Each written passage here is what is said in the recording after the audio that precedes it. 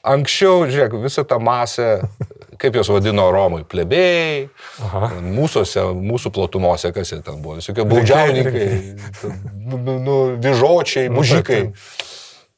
Jie anksčiau neturėjo balsų. Buvo labai gerai. Ir dabar, kai jie turi balsą, čia vėlgi grįžtant prie to mano kruizinio laivo, mes juos tiesiog matom, jie būrėsi į savo tos burbulus, 100 kartų apie tai kalbėta, bet kur aš link lenkiu? Aš tarsi norėčiau pilietinio karo Lietuvoje, kurį mes laimėtume, bet pilietinis karas suponuoja, kad būtų šaudimai ir kraujas.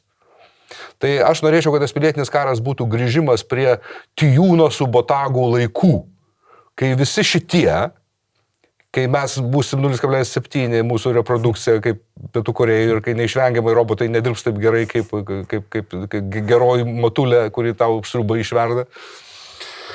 Ir pragyvenimo lygis kažkiek kris.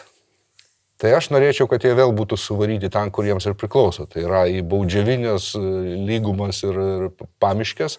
Ir kad tokie kaip mes su tavim, su bizūnų rankose, juos po velnių vėl plaktume, kai mužikas apsimelavo ar pavogė ką nors. Rykščių po velnių.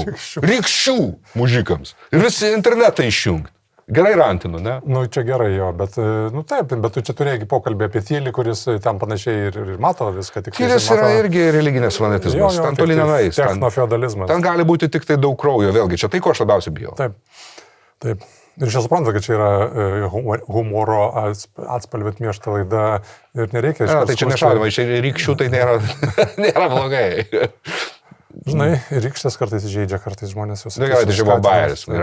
Laidos pilna apimtim ir didžiulio archyvo ieškokite Patreon arba Substack arba Contribui kanale, kuris taip ir vadinasi Algis Ramanauskas.